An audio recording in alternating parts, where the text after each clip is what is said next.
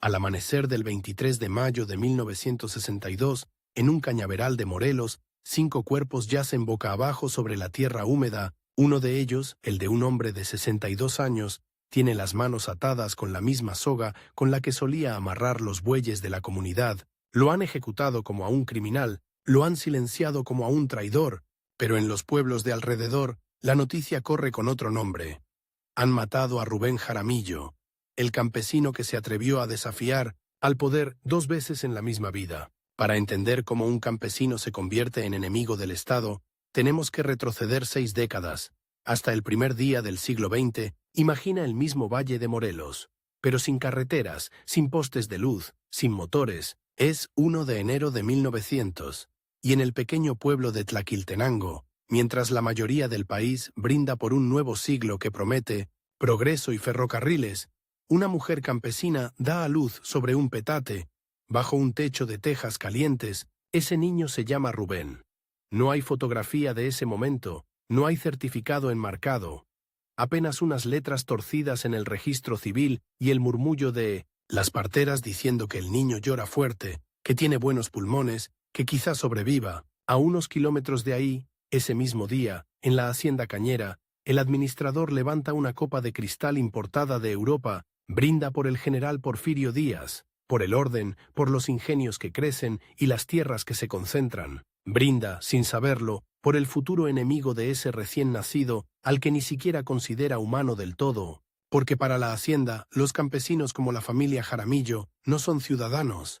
Son manos, manos para cortar caña, manos para cargar costales, manos que se pueden reemplazar. Rubén crece en medio de ese contraste brutal. De un lado, la hacienda con su casa grande de paredes blancas, sus carruajes, sus fiestas de patrón.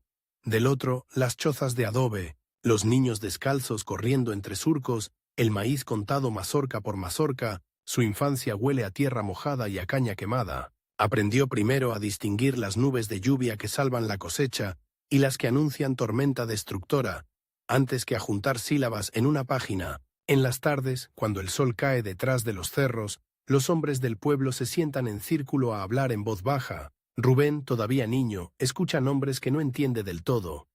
Los hacendados nos quitaron las tierras. Los papeles de los abuelos, el general Díaz, los rurales. Oye la palabra despojo, repetida una y otra vez, como una espina clavada en la garganta de los mayores. A veces, entre esos murmullos, se escapa otro nombre, dicho con una mezcla extraña de respeto y rabia contenida. Emiliano Zapata. Pero antes de conocer a Zapata, Rubén conoce a alguien más. Conoce a su primer rival, se llama Emilio Castañeda. No es hacendado, pero tampoco es campesino como él. Es hijo del capataz, el hombre que reparte los castigos, que decide quién trabaja y quién se queda fuera ese día. Emilio juega con botas mientras Rubén corre descalzo. Emilio monta un caballo ensillado mientras Rubén se conforma con un burro huesudo. Desde el principio, la relación entre ambos es un espejo deformado. Son casi de la misma edad, miran los mismos campos, respiran el mismo aire, pero viven en mundos opuestos. Un día, Rubén lo descubre con una navaja nueva, brillante, cortando las mejores cañas nada más por gusto, dejándolas tiradas en el suelo. Rubén se queda congelado. Para él, cada caña que no llega al trapiche es un día de trabajo perdido. Un plato de frijoles menos en la mesa. Se atreve a decirlo en voz alta, con esa mezcla de miedo y coraje que solo tienen los niños que todavía no han aprendido a agachar la cabeza. Emilio se ríe, lo empuja, le dice que él no entiende, que la hacienda siempre tendrá más. Ese pequeño gesto de desprecio, esa caña tirada en el suelo, será la primera chispa de una rivalidad que se alimentará durante toda la vida. Cuando Rubén cumple 10 años, el país entero parece caminar sobre una cuerda floja invisible. En la capital, Francisco I, Madero habla de democracia y de voto efectivo. En los periódicos, los intelectuales denuncian la dictadura de Porfirio Díaz, pero en Tlaquiltenango las cosas siguen casi igual. La hacienda manda, los campesinos obedecen. Lo único que ha cambiado es que ahora se habla más fuerte del enojo. Las juntas nocturnas se vuelven más peligrosas. Aparecen hombres desconocidos, forasteros que vienen de otros pueblos. Preguntan por los papeles de las tierras comunales, por los linderos antiguos, por los abusos de los hacendados. En una de esas noches, Rubén escucha por primera vez, claramente, el nombre que marcará su destino. Emiliano Zapata. Dicen que es un hombre del mismo valle, que no usa uniforme de general, que conoce cada vereda como la palma de su mano y que va de pueblo en pueblo, animando a la gente a no ceder ni un metro más de tierra. Para el niño Rubén, Zapata es mitad persona, mitad leyenda, un fantasma armado que se aparece donde hay injusticia. Los años pasan y el siglo se vuelve violento. En 1910 estalla la Revolución Maderista. Al principio, el ruido llega como eco lejano. Rumores de levantamientos en el norte, corridos que hablan de hombres a caballo, de haciendas tomadas, pero pronto la guerra se acerca. A los 12 años, Rubén ve por primera vez a soldados federales entrando al pueblo. Con sus uniformes polvorientos y sus fusiles que brillan bajo el sol, los federales no preguntan. Toman lo que necesitan, gallinas, maíz, bestias, y se llevan también a los jóvenes que pueden cargar un fusil. La amenaza es clara. Si no te vas con ellos, eres sospechoso. Si te vas con ellos, puedes terminar matando a los tuyos. Es un tiempo donde cada decisión parece incorrecta. Una tarde, el padre de Rubén le agarra el hombro con fuerza y le dice: «No te dejes agarrar por los federales, hijo. Si has de pelear, peleas por tu tierra, no por los de arriba». Es la primera vez que alguien le pone en la boca esa idea peligrosa, que uno puede elegir por quién arriesgar la vida, pero al mismo tiempo, en otro rincón del pueblo, Emilio Castañeda se prueba frente al espejo el sombrero de ala ancha que le ha regalado el administrador de la hacienda. Los capataces saben que se acerca un tiempo de guerra y necesitan lealtades nuevas. Emilio es listo, obedece, no cuestiona. Le ofrecen un puesto como ayudante, como ojo de la hacienda dentro del pueblo. Él acepta sin dudas.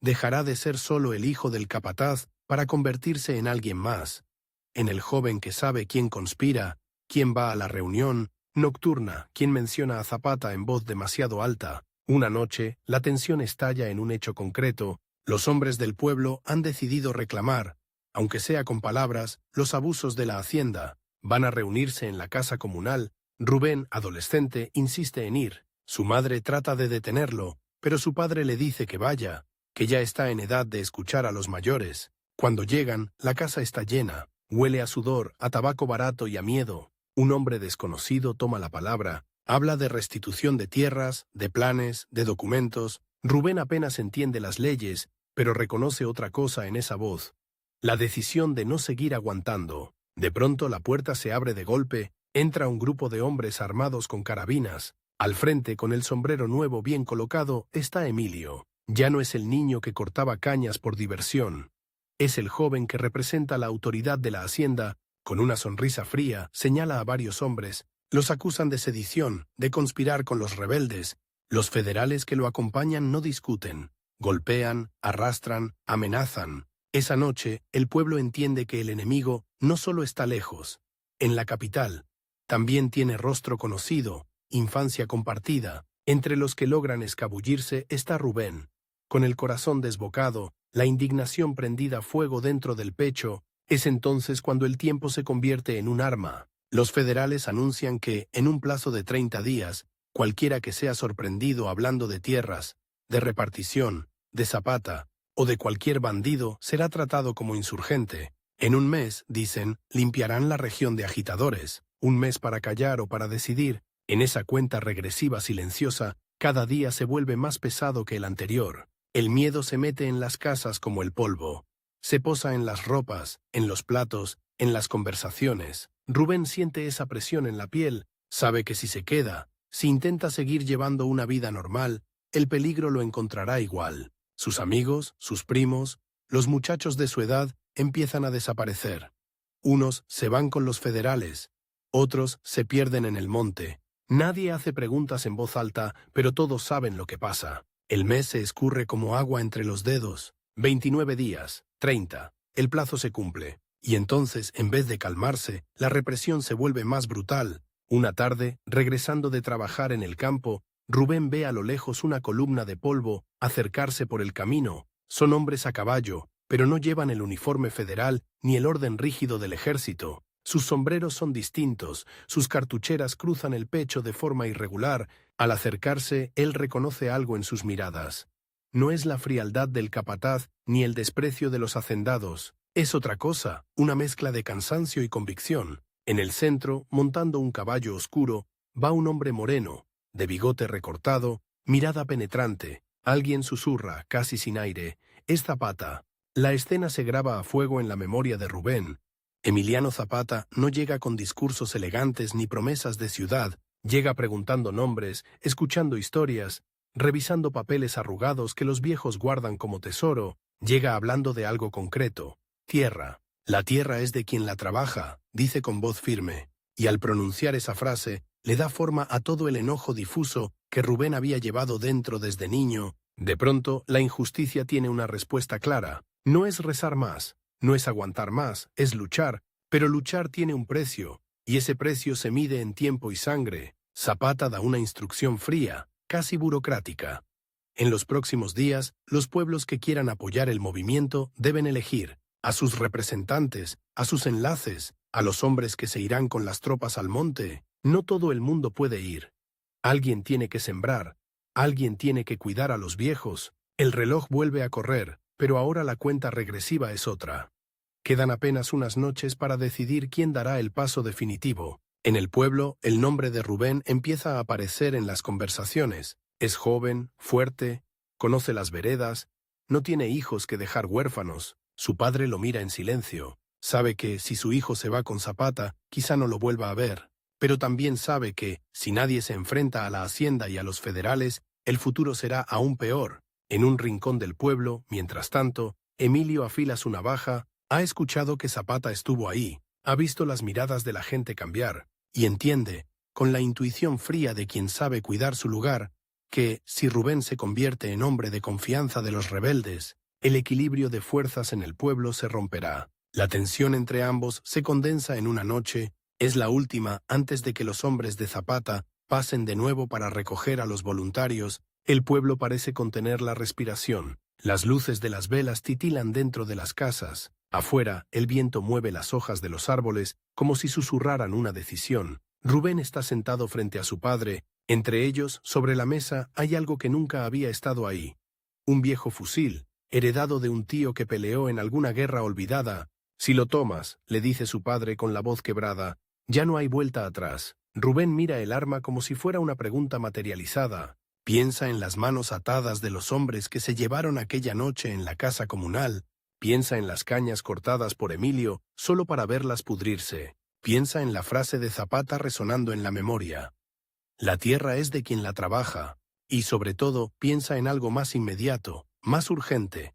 Los federales vendrán con listas de nombres, y en esa lista, tarde o temprano, estará el suyo. El tiempo, otra vez, le marca un límite cruel. Tiene solo esa noche para decidir de qué lado de la historia va a estar. Al amanecer, cuando se escuche el primer galope en el camino, habrá que presentarse o esconderse, cerrar los ojos y fingir que nada pasa, o caminar hacia el ruido de la guerra, mientras en la hacienda brindan con mezcal por la calma impuesta, mientras Emilio repite para sí mismo que no permitirá que un campesino, cualquiera, se convierta en héroe del pueblo.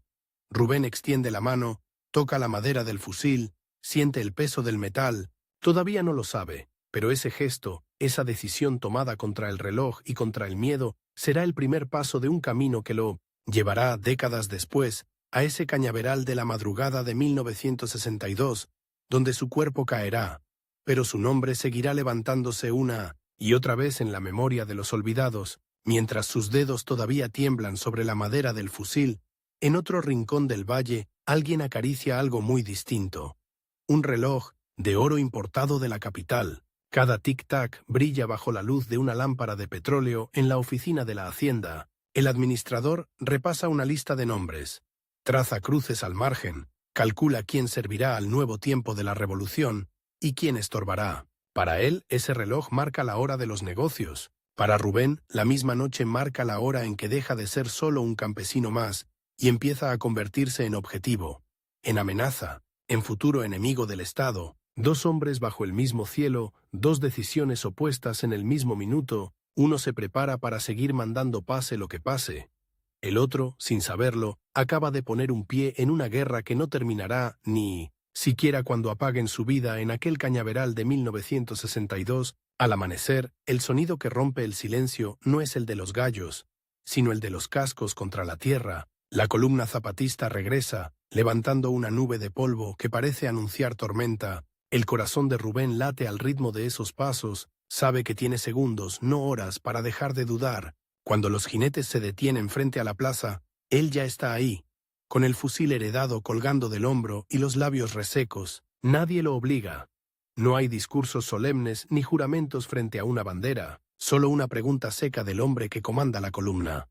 ¿Vienes o no vienes? Rubén no responde con palabras, da un paso al frente. En ese gesto se condensa todo. La rabia por la tierra robada, el miedo a los federales, la mirada desconfiada hacia la hacienda. Detrás de él, su madre llora en silencio. Su padre no se mueve, como si lo sostuviera por última vez, con la pura fuerza de la mirada. Cuando el caballo arranca y el pueblo empieza a hacerse pequeño detrás de él, Rubén siente que su vida anterior se quiebra como una caña seca. Los primeros días en la tropa son una mezcla de vértigo y desengaño. No hay uniformes elegantes ni botas nuevas. Hay guaraches gastados, sombreros remendados, rifles distintos cada uno, cartucheras que apenas alcanzan para unas cuantas balas. La revolución huele a sudor, a pólvora vieja y a tortillas recalentadas sobre el mismo comal que se usaba en el pueblo. Pero también huele a algo desconocido, a posibilidad. Por primera vez, Rubén escucha a hombres hablar sin miedo frente a otros hombres armados. Se discute en voz alta cómo atacar una hacienda, quién guarda los títulos de las tierras, qué hacer con el maíz almacenado. El muchacho, que apenas ha cumplido los 12 o 13 años, escucha más de lo que habla. Graba en la memoria cada palabra que suena a justicia. En una de esas noches, sentado junto al fuego, ve llegar a Emiliano Zapata. No es una aparición lejana como aquella vez que lo vio entrar al pueblo. Ahora lo tiene a unos metros. Zapata camina entre los hombres sin pose de caudillo, preguntando nombres, preguntando de qué pueblos vienen. Cuando llega frente a Rubén, se detiene apenas un segundo. ¿De dónde eres, muchacho? De Tlaquiltenango, mi general. Ahí nos deben tierras, responde Zapata sin dudar. Entonces tú también tienes cuentas pendientes. No las olvides. Y sigue adelante, pero esa frase se le clava a Rubén como una orden. No las olvides, no olvidar. Ni las tierras, ni las humillaciones, ni los nombres de quienes mandan golpear y callar. Entre esos nombres uno empieza a hacerse más nítido en su mente. Emilio Castañeda. Mientras Rubén aprende a desmontar un fusil en la oscuridad y a moverse en silencio por los cañaverales, Emilio recorre un camino, muy distinto, pero igual de peligroso. Invitado por el administrador, viaja a Cuernavaca como muchacho de confianza. Por primera vez entra en edificios de piedra, ve escritorios llenos de papeles, escucha palabras que hasta entonces le sonaban lejanas. Concesiones, acuerdos, pacificación, lo presentan con oficiales federales que lo miran con cierta condescendencia, como a un perro útil que sabe morder donde se le ordena. Una tarde, un coronel le ofrece café y le muestra un mapa del estado de Morelos. Sobre él hay alfileres clavados en ciertos pueblos, uno de ellos, Tlaquiltenango. Aquí hay movimiento zapatista, explica el coronel. Necesitamos información, gente que conozca el terreno. Emilio no tarda en entender qué le están pidiendo. Sabe nombres, sabe rutas, sabe quiénes se fueron con Zapata. Entre esos nombres está el de Rubén. Allí, frente a ese mapa, la rivalidad infantil se transforma en algo más oscuro. La posibilidad de decidir quién vive y quién muere. La guerra se vuelve rutina para Rubén. Aprender a disparar es solo una parte. Lo más duro es aprender a ver morir. Ve caer a compañeros suyos en emboscadas. Ve cuerpos colgados de los árboles como advertencia de los federales. Ve a campesinos fusilados en las tapias de sus propias casas por colaborar con los rebeldes. Cada muerto es un recordatorio brutal de que no hay marcha atrás. Pero también ve algo que lo marca para siempre. Por primera vez, una hacienda tomada, los campesinos entran a la casa grande, tiran retratos europeos al suelo, abren bodegas, reparten maíz y azúcar como si fueran tesoros. Durante unas horas el mundo parece al revés. Los de abajo mandan, los de arriba huyen. Rubén ayuda a cargar sacos para llevarlos de vuelta al pueblo. Mientras lo hace, piensa en la hacienda de su valle, en el administrador del reloj de oro, en Emilio, y se promete, sin decirlo en voz alta, que un día verá caer también esos muros blancos, pero el tiempo juega en contra. Cada victoria zapatista provoca una respuesta más violenta del gobierno. Los federales no solo atacan tropas, Queman parcelas, arrasan pueblos enteros, siembran el miedo como quien siembra sal para que nada vuelva a crecer. A los 17, Rubén ya tiene en el cuerpo más cicatrices de las que muchos hombres acumulan en toda una vida. Ha participado en asaltos, en retiradas desesperadas, ha pasado días enteros sin probar más que un puñado de frijoles secos, y sin embargo, lo que más lo cansa no es el hambre ni el frío, sino la sensación de que el tiempo se agota. En 1919, la noticia cae sobre el campamento como una piedra en un estanque. Han matado a Emiliano Zapata, no un rumor, no una amenaza, un hecho. Lo emboscaron en Chinameca, lo engañaron con la promesa de un acuerdo, lo traicionó un general que se decía aliado. Rubén escucha los detalles como si le contaran la muerte de un pariente cercano. Zapata, el hombre que les había dicho que la tierra sería de quien la trabajara, ha sido abatido como un bandido cualquiera, su cadáver exhibido, su cuerpo convertido en escarmiento público. Algunos hombres lloran, otros maldicen, otros se quedan en silencio mirando el fuego, como si se hubieran quedado sin horizonte. Para Rubén, ese día es una segunda ruptura. Si pudieron matar al jefe más querido, también pueden acabar con cualquiera de ellos. El gobierno abre entonces una puerta envenenada.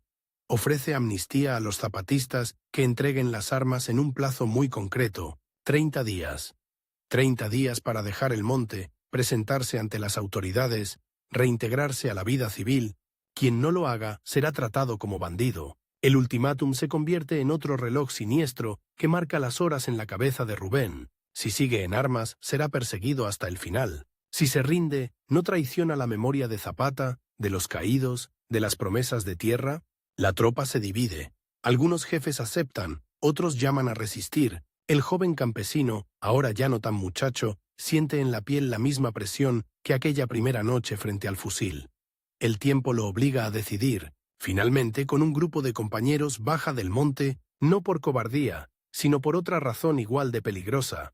La intuición de que la lucha no ha terminado, solo va a cambiar de forma. Entrega el arma, firma papeles que no entiende del todo, recibe un papelito que dice que ha sido indultado. Lo que no sabe es que ese mismo papel lo convertirá después en sospechoso permanente.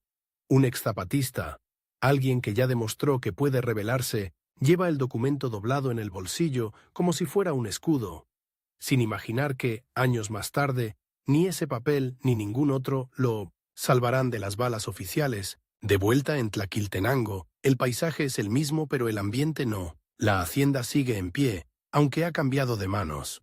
Ahora la administran hombres que dicen representar al nuevo gobierno revolucionario. Han cambiado los retratos en las paredes.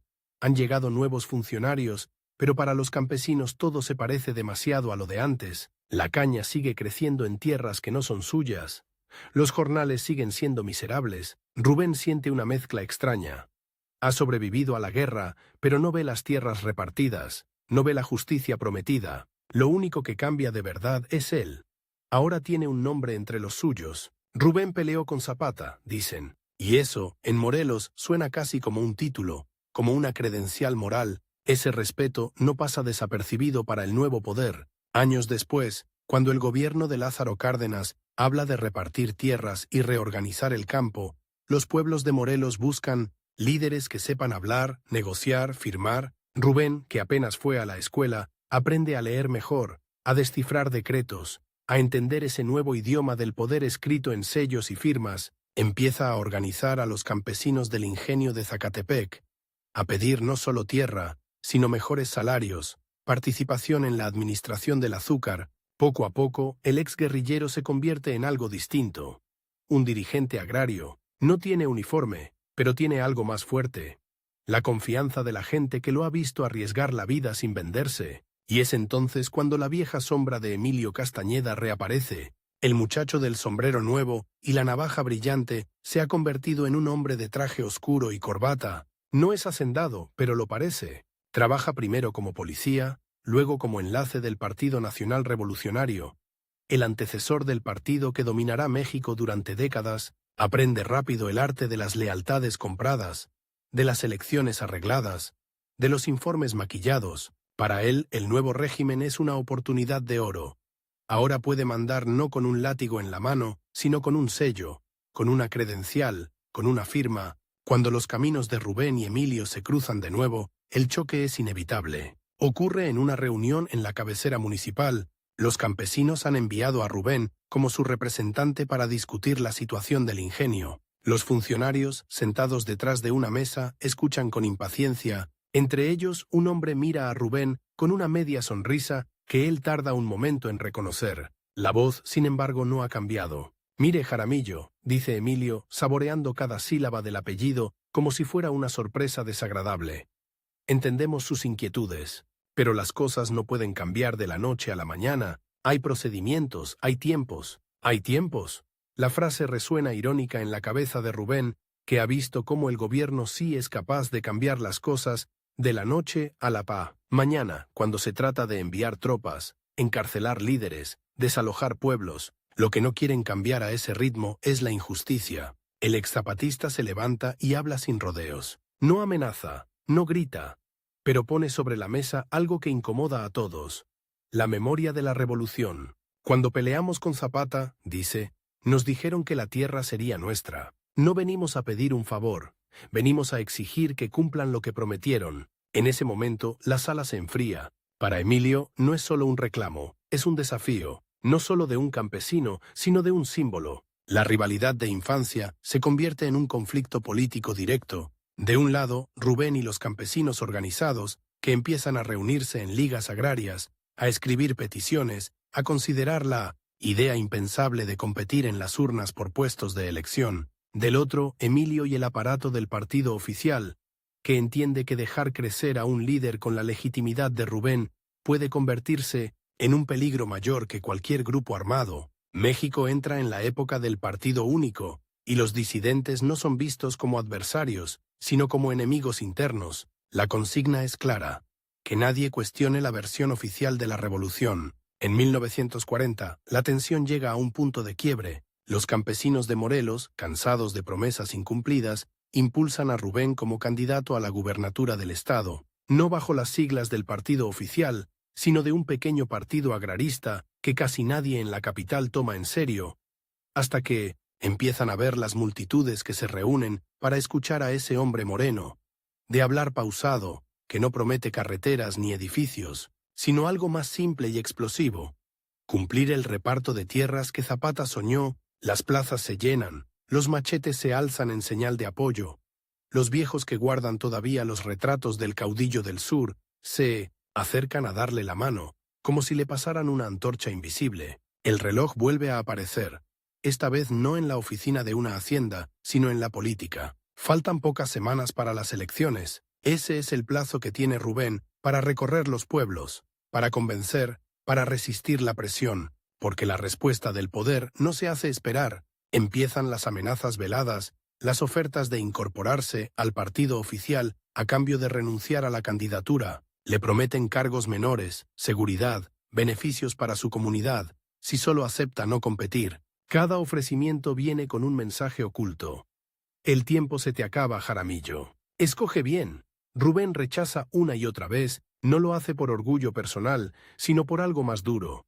Sabe que, si se dobla, arrastrará con él la esperanza de miles de campesinos que ven en su candidatura la última oportunidad de que la revolución, esa palabra que tantos han usado para adornar discursos, toque, por fin, la puerta de sus casas. Pero también sabe que la negativa tiene un precio. Su nombre empieza a aparecer en informes de la Secretaría de Gobernación, en reportes militares, en conversaciones de pasillo donde se decide la vida y la muerte de los agitadores. Emilio Castañeda, ahora convertido en operador político de peso, se encarga de alimentar esos informes con insinuaciones, con acusaciones, de que Jaramillo quiere volver a las armas, de que anda armado por los pueblos, aunque en realidad Rubén no porta más que su voz y el respaldo de la gente. En las semanas previas a la elección, la situación se vuelve un juego macabro contra el tiempo. Cada día que pasa sin que Rubén ceda es un día en que la represión se prepara. Aparecen soldados en los caminos, se instalan retenes, se detiene a simpatizantes suyos con cualquier pretexto. Una madrugada, un grupo de campesinos que volvían de una reunión es emboscado. 2 de ellos aparecen después en una barranca, con señales claras de tortura. El mensaje es brutal y al mismo tiempo cobarde. No atacan todavía al líder, pero empiezan a golpear al entorno, como para ir cercando, el cerco apretando poco a poco el lazo. Aún así, Rubén sigue. Se presenta en mitines donde sabe que lo están vigilando, mira a los ojos a hombres que podrían matarlo al salir de la plaza, habla de tierra, de justicia, de un gobierno que de verdad obedezca a los pueblos. Cada discurso es casi una declaración de guerra política, cada aplauso, un desafío a la autoridad de los que se dicen herederos de la revolución, pero firman convenios con los mismos intereses que antes la traicionaron. Los días se cuentan no en hojas de calendario, sino en amenazas. Quedan 10, quedan 5, quedan 3. En el último tramo antes de la elección, la pregunta vuelve a ser la misma de aquella madrugada en la que tomó el fusil. ¿Dar un paso atrás para salvar la vida, o seguir hacia adelante aunque el precipicio se vea cada vez más cerca? Rubén no lo sabe aún, pero la decisión que toma en esos días marcará el camino de las siguientes 2 décadas. Un camino en el que alternará entre la legalidad y la clandestinidad, entre las urnas y el monte, entre las negociaciones y las emboscadas, un camino donde tendrá que enfrentar, una y otra vez, al mismo adversario con distinto uniforme. El poder que no tolera que alguien le recuerde que la revolución, la verdadera, sigue pendiente en los surcos del Valle de Morelos, y mientras las urnas se preparan y los soldados pulen sus armas, el reloj, el mismo que marcaba los brindis del administrador porfirista, parece reírse en silencio. El tiempo de Rubén Jaramillo, como simple líder local, está a punto de terminar. El tiempo de Rubén Jaramillo, como enemigo incómodo del sistema, ese apenas va a empezar. La noche en que los campesinos sueñan con sembrar más maíz, alguien en la capital está sembrando otra cosa sobre un escritorio encerado. Nombres. Cada nombre va acompañado de una nota breve. Agitador, exzapatista, peligroso. Al lado de Rubén Jaramillo, la letra es más firme, casi gozosa. El hombre que escribe no está bajo el sol del surco, sino bajo la luz blanca de una oficina del gobierno federal. Se llama Emilio Castañeda. Y cuando termina la lista, estampa al final una frase que no deja espacio a dudas. Ejecutar acciones en un plazo máximo de 30 días. 30 días. Mientras en Morelos los campesinos cuentan las semanas que faltan para la cosecha, en Ciudad de México cuentan los días que faltan para silenciar a su líder, 2 calendarios corriendo al mismo tiempo, hacia el mismo punto de choque. Un reloj de pared en la oficina de Emilio marca las 9 de la noche. Un gallo canta a la misma hora en Tlaquiltenango. Ninguno de los dos sabe que ese mes decidirá si la revolución sigue respirando por boca de Jaramillo o se queda convertida en estatua dentro de un museo. El día después de la elección de 1940, la fiesta se transforma en resaca amarga. No hay festejos campesinos, no hay bandas tocando en las plazas de Morelos. Hay silencio, miradas bajas, rabia contenida. Los rumores corren más rápido que los periódicos. Urnas desaparecidas, actas alteradas, pistoleros rondando las casillas donde Jaramillo arrasaba. Cuando se anuncian los resultados oficiales, nadie se sorprende del todo, pero todos sienten el golpe como un tiro en el pecho. El candidato del partido oficial gana por mayoría aplastante. El partido de Rubén queda reducido, en los papeles, a una anécdota. En Tlaquiltenango, los hombres que lo acompañaron en campaña lo rodean en la pequeña plaza. Nadie sabe qué decir.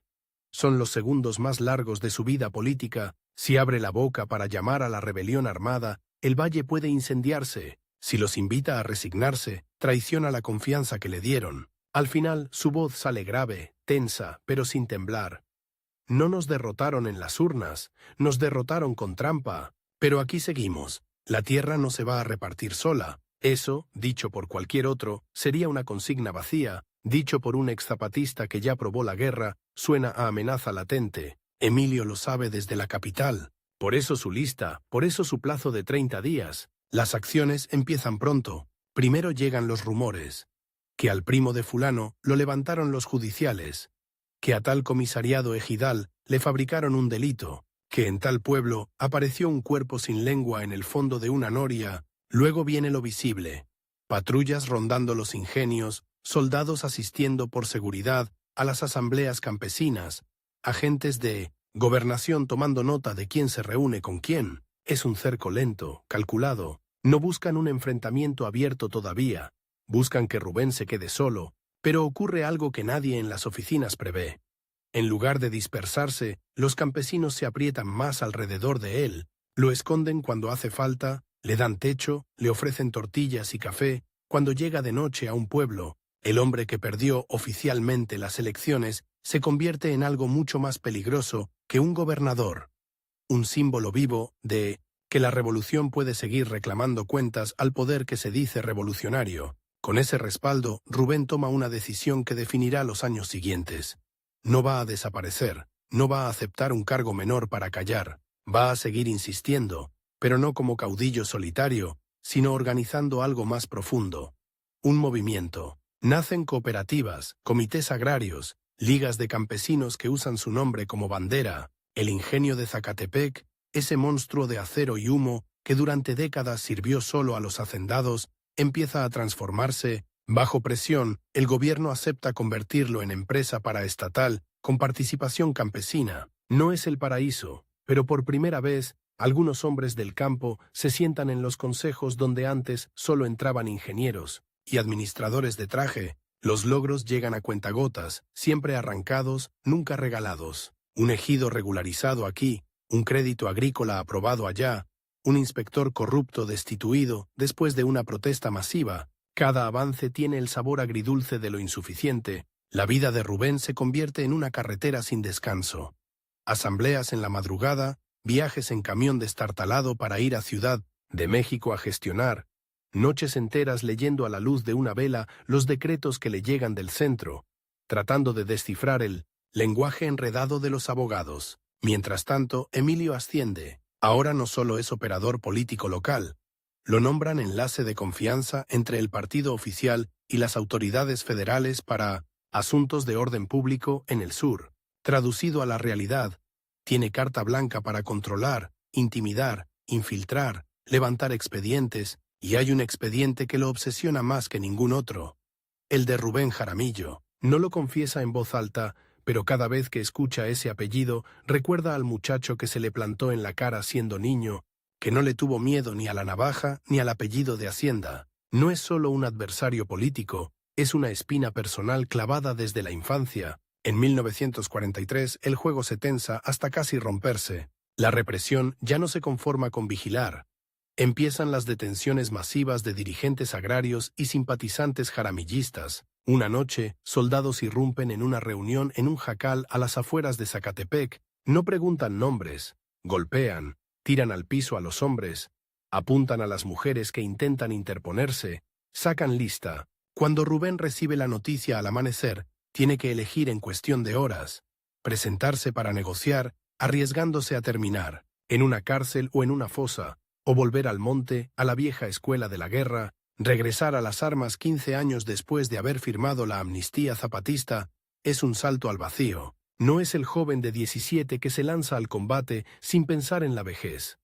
Es un hombre de más de 40, con esposa, con hijos, con memoria de demasiados fusilamientos, y sin embargo, cuando se entera de que algunos de sus compañeros han sido torturados para arrancarles su nombre, entiende que no le dejan muchas opciones. Un mediodía, en un cañaveral, frente a una docena de campesinos que han llevado viejos rifles, escopetas y hasta machetes, Rubén habla. Claro, si nos quieren tratar como bandidos, vamos a defendernos como hombres, pero esto no es capricho. Cada bala que disparemos será para que respeten nuestros derechos, no para volvernos ricos ni para mandar sobre nadie. Nace así la primera guerrilla jaramillista. Los comunicados oficiales hablan de bandas de forajidos, de asaltecamiones, de restos del zapatismo que se resisten a la pacificación. La prensa de la capital repite sin preguntar. Pero en los pueblos del sur, la historia que se cuenta es otra. La de un líder que no aceptó que se llevaran a sus compañeros como animales. La de un hombre que volvió al monte, no para enriquecerse con secuestros, sino para presionar al gobierno a cumplir sus propias leyes agrarias. Los asaltos que organiza Rubén no son a tiendas pequeñas ni a ejidos vecinos. Son a trenes que transportan azúcar, a camiones de las IE, haciendas, a oficinas donde se guardan padrones manipulados. Cada golpe tiene un mensaje político. Ese mensaje, sin embargo, se enfrenta a un monstruo nuevo. El aparato de seguridad del Estado, que tras la guerra cristera y las rebeliones de los años 20, ha perfeccionado métodos de persecución, Emilio participa en reuniones donde se discuten tácticas contra insurgentes, traza mapas, señala rutas de escape posibles, pero hay algo que lo desespera. Por más operativos, por más cateos, Rubén se le escapa una y otra vez entre los dedos. Lo busca en las barrancas y él aparece en una asamblea en otro pueblo. Lo esperan en la casa de un simpatizante y él pasa la noche en el jacal de un campesino que nadie tenía registrado. La presión sube tanto que en 1944 el propio gobierno federal ofrece una salida. Una nueva amnistía. La condición es clara. Deponer las armas en un plazo fijo, un mes, presentarse públicamente y confiar en la palabra del presidente. Para muchos parece una trampa obvia. Para otros una oportunidad única. Rubén se enfrenta al dilema más cruel. Aceptar y con ello legitimar al mismo gobierno que lo persiguió, o rechazar y arrastrar a Bini Namacienta, sus seguidores, a una guerra interminable que puede terminarlos a todos. Durante días, la discusión se vuelve hirviente entre sus hombres. Algunos quieren seguir en el monte hasta el final. Otros lo miran con ojos cansados, pensando en las familias que dejaron abajo. Rubén escucha, calla, camina solo por la barranca por las noches, recuerda a Zapata traicionado en Chinameca, recuerda los papeles firmados que luego nadie respetó, recuerda, sobre todo, los rostros de campesinos viejos que ya no aguantarían otra década de persecución. Al final, toma una decisión que sorprenderá tanto a amigos como a enemigos. Acepta la amnistía, pero la aceptación no es sumisión. Cuando baja del monte y se presenta ante las autoridades, no lo hace como un delincuente arrepentido, sino como representante de un movimiento, exige garantías por escrito, presenta una lista de demandas mínimas: liberación de presos, respeto a los ejidos, cese de los hostigamientos. La escena es tensa. Frente a él, militares y funcionarios lo miran como a un animal salvaje que se deja poner una cadena, pero que todavía puede morder. Emilio observa desde el fondo de la sala, con una sonrisa diminuta. Para él, la firma de amnistía es una victoria personal. Cree que al sacar a Jaramillo del monte, lo está encerrando en un terreno que domina mejor, el de la burocracia, el de las trampas con sello. Los años siguientes parecen, en la superficie, más tranquilos. Rubén se instala con su familia, trabaja la tierra, retoma la organización legal, se vincula con corrientes de izquierda, con sindicatos, con el naciente Partido Popular, viaja a la capital, conoce a otros líderes obreros, escucha hablar de socialismo, de democracia interna, de luchas obreras en otros países. Su discurso se afina. Ya no es solo tierra, es también salario justo, control obrero, respeto a la autonomía de los pueblos. Pero debajo de esa calma hay un hilo de pólvora encendido. Cada gestión que se traba en un escritorio, cada promesa de un delegado que nunca se cumple, cada burla velada de los funcionarios que lo reciben con sonrisas y lo despiden con excusas, va acumulando rabia en los pueblos, y encima de ese polvorín, la política nacional entra en una nueva fase. En 1952, la figura de Miguel Enríquez Guzmán irrumpe como un rayo en la escena. General, exrevolucionario, promete lo que el partido oficial ha ido olvidando: volver al espíritu de la revolución. Habla de campesinos, de obreros, de democracia real. Cuando sus emisarios llegan a Morelos para buscar apoyo, todos saben a quién tienen que ver primero: a Rubén Jaramillo. Lo invitan a sumarse al movimiento enriquista, a ser su cara en el sur, a canalizar el descontento campesino hacia una candidatura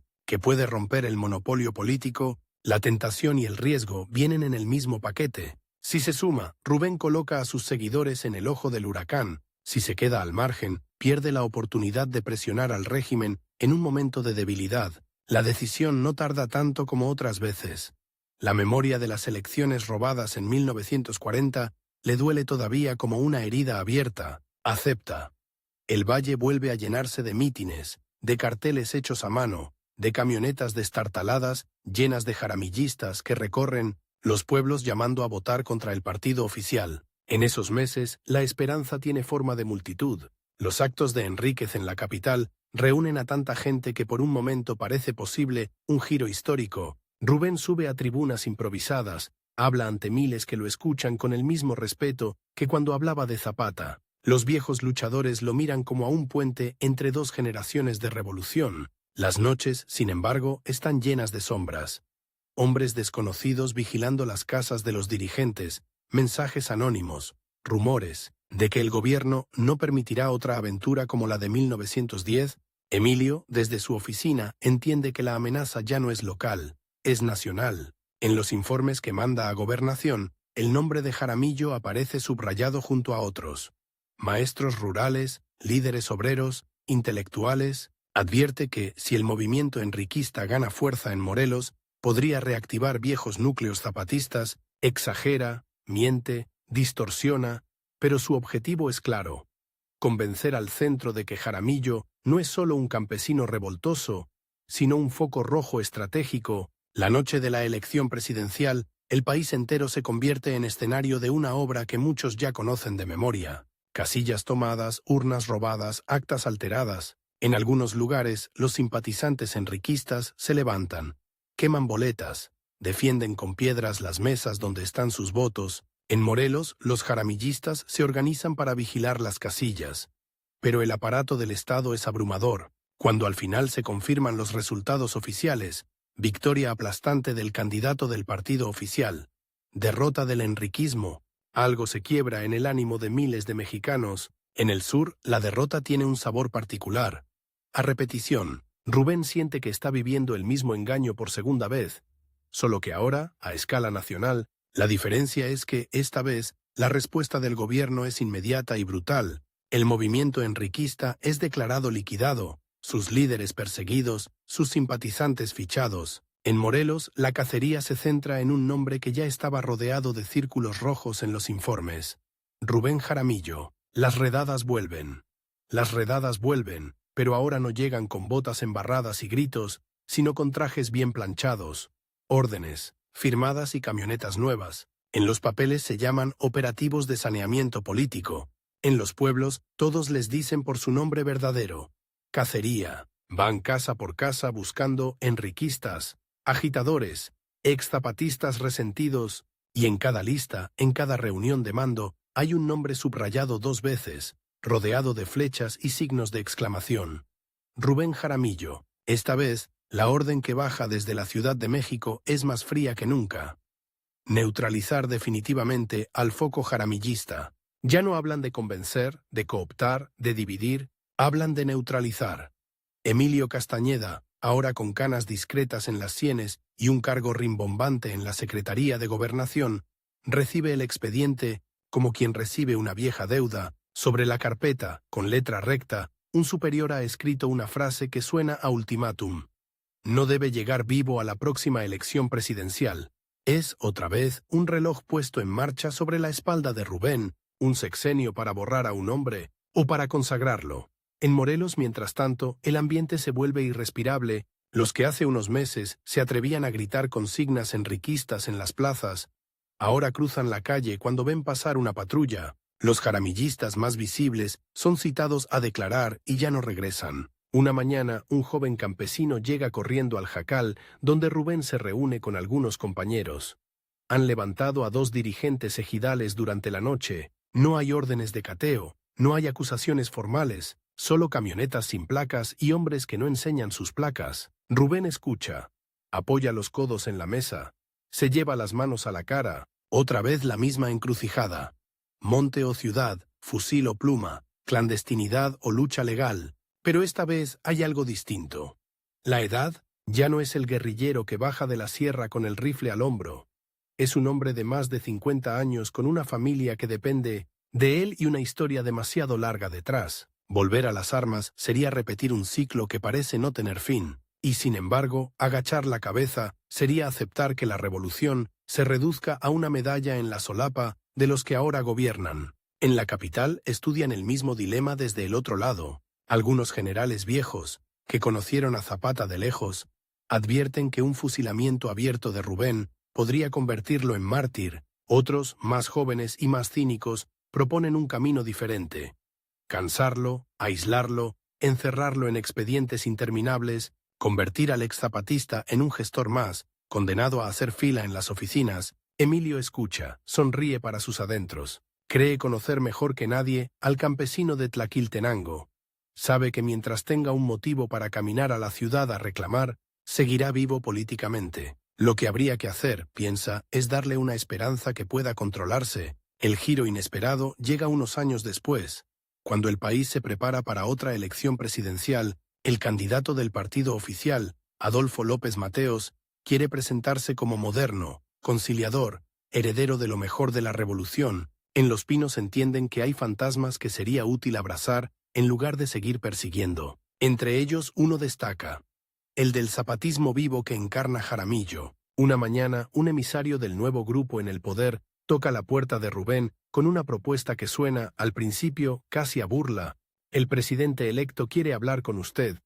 Quiere escuchar sus demandas. Quiere... El emisario duda, como si las palabras fueran demasiado grandes.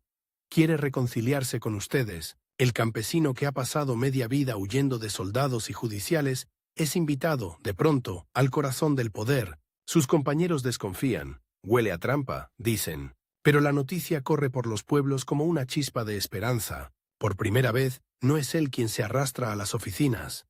Es el gobierno el que lo llama por su nombre. Rubén piensa en los años de guerra, en los compañeros muertos, en las lágrimas de las viudas. Piensa en sus hijos, en el cansancio de los viejos que lo siguen, y decide ir. No por ingenuidad, sino porque sabe que, si no agota hasta el último camino legal, cada futura bala que dispare tendrá el peso de una oportunidad rechazada. La escena en Los Pinos parece sacada de un mundo paralelo. Alfombras gruesas, muebles brillantes, retratos de héroes colgados en las paredes, entre ellos uno de Emiliano Zapata, pintado con traje oscuro, domesticado para el gusto oficial. Frente a ese cuadro estrechan la mano el presidente joven y el campesino viejo. López Mateos habla con voz suave, casi afectuosa. Promete tierras, créditos, respeto a los ejidos, una solución definitiva al problema agrario de Morelos. Jaramillo no se deja deslumbrar, lo mira a los ojos y le recuerda, uno por uno, los compromisos traicionados por sus antecesores. Pide algo muy concreto: un asentamiento legal para sus seguidores, tierras suficientes para vivir sin tener que volver al monte. El acuerdo se firma. Sobre el papel, el Estado reconoce el derecho de Rubén y de varios cientos de campesinos a establecerse en las tierras de Michapa y el Guarín, una suerte de colonia jaramillista, pero con sello oficial. Los periódicos de la capital muestran la foto de la reunión como prueba de que México es un país reconciliado con su pasado revolucionario. Se reintegra al trabajo productivo el exguerrillero Rubén Jaramillo, titula uno de ellos. Emilio recorta la nota y la guarda. No le gusta ese tono de final feliz. Siente como un escozor en la nuca que la historia no ha terminado. En los pueblos, en cambio, el anuncio se vive como un amago de milagro. Decenas de familias se trasladan a Michapa con lo poco que tienen. Camas de varas, comales, animales, santos, levantan casas de adobe y lámina, trazan surcos, organizan comités. Jaramillo, por primera vez en mucho tiempo, puede dormir sin sobresaltos alguna noche. Camina por los terrenos recién adjudicados, se agacha, toma un puñado de tierra y lo huele. Huele a caña, a maíz posible, a futuro. Sus manos arrugadas guían las manos jóvenes de los hijos de sus viejos compañeros. Les habla de cómo sembraban con Zapata, de cómo defendieron los ingenios, de las traiciones. Les insiste en algo que repite como oración. La tierra se defiende con los pies sobre ella, no solo con el fusil. Durante unos años parece que el reloj del conflicto se detiene, la comunidad prospera lentamente. Cosechas pequeñas, mejoras modestas, una escuela de paredes blancas, una tiendita colectiva. Las noches de asamblea se llenan más de discusiones sobre precios y riegos que de planes de combate. Rubén, sin embargo, nunca deja de hablar de justicia. Viaja a otros estados para apoyar a maestros en huelga. Saluda a ferrocarrileros en lucha. Firma manifiestos contra la represión obrera. En una de esas reuniones, un joven estudiante de la capital se le acerca casi con timidez y le dice que en las universidades se habla de él como de el último zapatista vivo con proyecto propio. Jaramillo se ríe, medio halagado y medio incrédulo. Se ve a sí mismo solo como lo que siempre ha sido. Un campesino que no se resigna. Mientras en Michapa levantan jacales, en la capital levantan otra cosa. Nuevas estructuras de control político. El país entra a la década de los 60 con un discurso de progreso. Presas gigantes, carreteras modernas, visitas de presidentes extranjeros, pero bajo esa capa de modernidad, el aparato de seguridad se endurece, se crean cuerpos especiales, se perfeccionan las fichas de agitadores. En una reunión discreta en Gobernación, Un alto funcionario mira a Emilio y le suelta una frase que lo coloca de nuevo en el centro de la cacería. No quiero que cuando venga el presidente de Estados Unidos, en las portadas de sus periódicos salga un viejo zapatista, bloqueando carreteras en Morelos. Resuélvame el asunto, Jaramillo, antes de la visita. La visita está anunciada para el año siguiente. Otra vez, un límite de tiempo. Otra vez, un plazo para silenciar a la voz incómoda. Emilio sale de la reunión con la sensación de que, en realidad, no lo han ascendido. Lo han encadenado a un reloj que no puede dejar de mirar. En su libreta escribe una sola línea. Operación definitiva. Plazo, 12 meses. En Michapa, los rumores empiezan a soplar como viento caliente, que en Cuautla se han reunido militares a puerta cerrada, que 2 hombres que nadie conoce andan preguntando por la casa de Jaramillo, que han llegado cartas anónimas al comisariado advirtiendo que el gobierno se cansó de la permisividad. Rubén escucha todo, frunce el ceño. Algunos le piden que se vaya, que cruce la frontera, que busque refugio en otro país. Otros, más jóvenes y fogosos, le proponen volver al monte por si las dudas. La respuesta de Rubén esa noche es amarga y serena. Si me voy, dirán que reconocí que era culpable. Si vuelvo al monte, les doy la excusa perfecta para barrer con todos ustedes. No. Yo firmé un acuerdo y el que tiene que cumplir es el gobierno. Si ellos rompen su palabra, que el país entero lo vea. Es una apuesta terrible.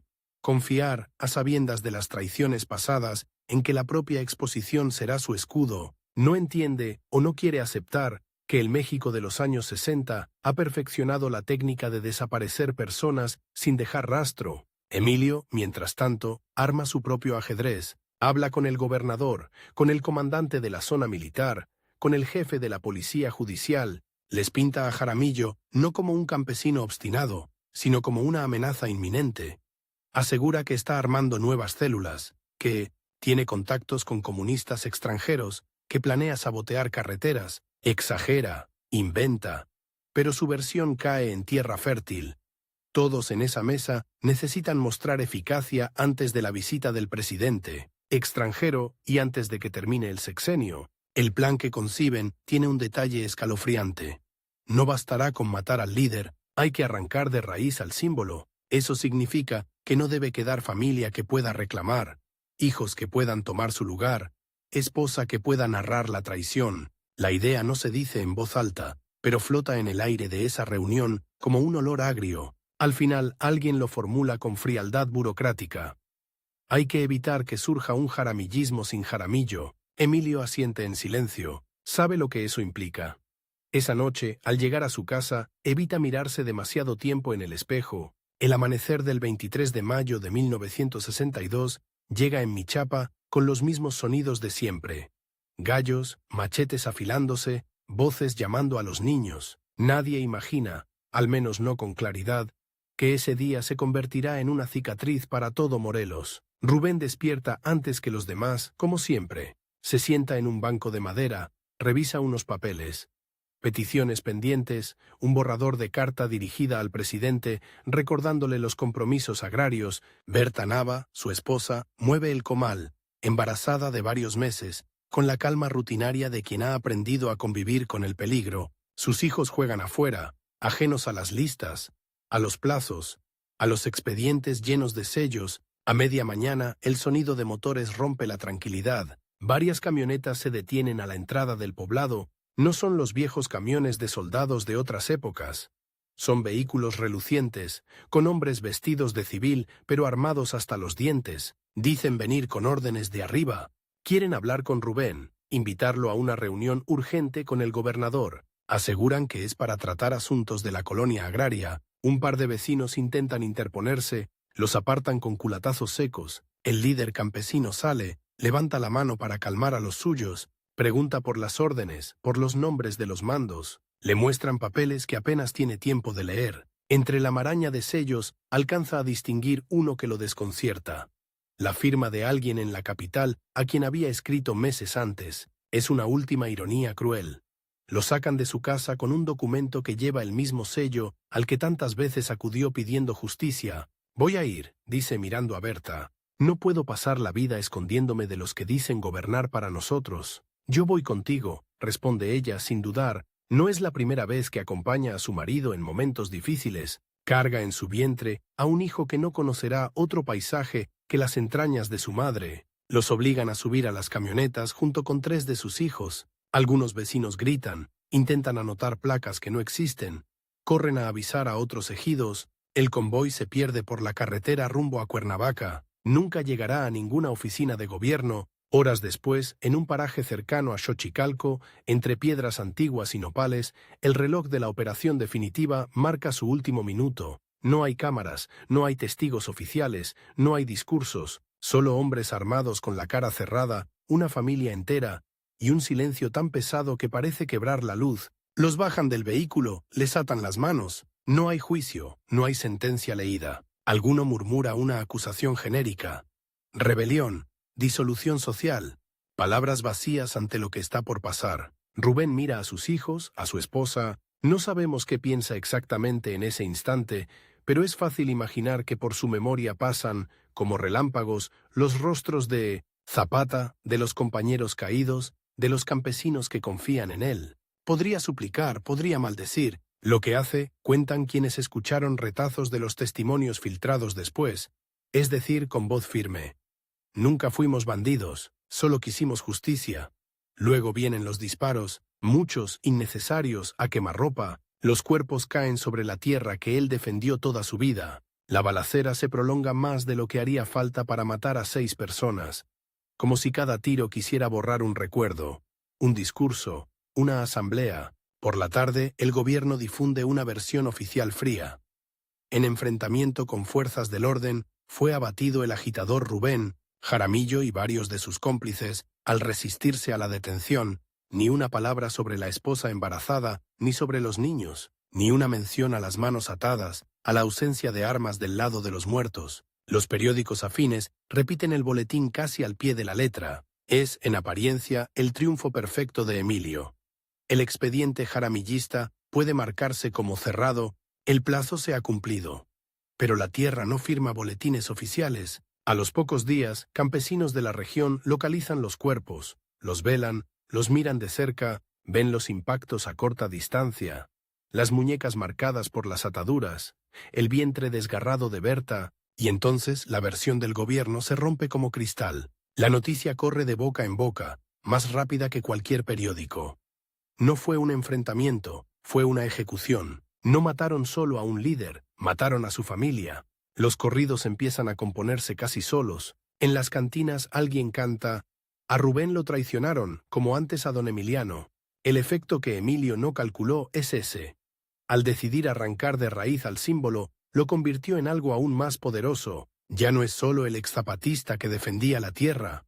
Es el hombre al que el Estado asesinó con su esposa embarazada e hijos pequeños para proteger su imagen de país moderno. En las reuniones campesinas, la historia de Michapa y Xochicalco se cuenta con rabia contenida. En las universidades, algunos jóvenes empiezan a ver en Jaramillo un puente entre la revolución de 1910 y las luchas que ellos mismos presienten que deberán librar. Los años siguientes, México se sacude con nuevas protestas.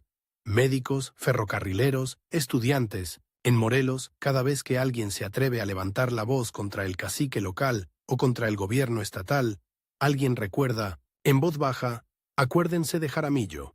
Y sin embargo, también alguien responde: precisamente por eso hay que hablar, porque ya vimos lo que pasa cuando se calla. En 1968, cuando los estudiantes ocupan las plazas de la capital y gritan consignas por democracia y libertad, algunos llevan colgada al cuello una pequeña foto en blanco y negro. Un rostro curtido, bigote fino, sombrero de palma. Nadie en la televisión dice su nombre, pero en las asambleas se cuenta la historia del campesino de Morelos, cuya familia fue ejecutada 6 años antes. Décadas después, cuando en Chiapas aparecen hombres encapuchados llamándose a sí mismos Ejército Zapatista de Liberación Nacional, los viejos campesinos de Morelos escuchan por la radio y sienten un eco. En algunos comunicados, los nuevos zapatistas mencionan a quienes, como Jaramillo, siguieron peleando por la tierra después de 1910, y fueron perseguidos por el mismo Estado que se decía heredero de la revolución. En Tlaquiltenango y Zacatepec surgen murales donde Zapata y Jaramillo aparecen juntos, uno con carabina, el otro con sombrero de palma, unidos por una franja verde que simboliza la tierra. ¿Y Emilio?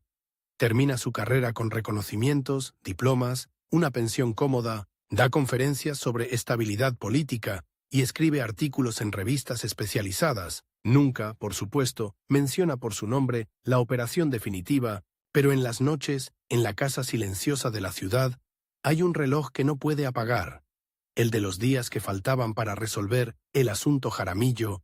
Algunos dicen que de viejo, en un viaje obligado a Cuernavaca, pidió desviarse y mirar, desde lejos, los campos de caña de Morelos. Tal vez buscaba comprobar que sobre esa tierra no quedaba rastro del hombre al que persiguió toda su vida. Lo que vio, si es que el cuento es cierto, fueron ejidos que llevan el nombre de Rubén, escuelas con su retrato en la pared, niños aprendiendo que no siempre los que pierden en vida pierden también en la memoria. La biografía de Rubén Jaramillo no cabe en la etiqueta de caudillo local. Es la historia de alguien que atravesó 3 tiempos sin cambiar de bando.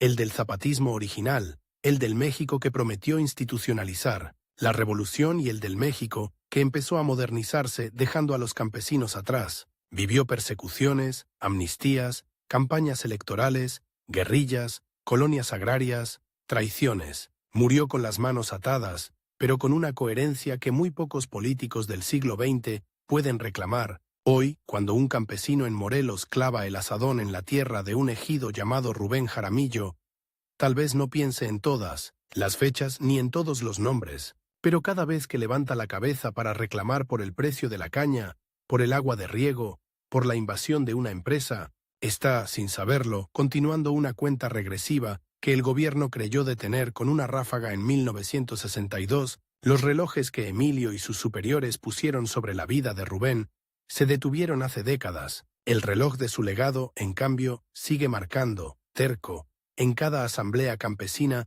donde alguien se atreve a decir en voz alta: no venimos a pedir limosna, venimos a exigir justicia, como lo hizo Jaramillo.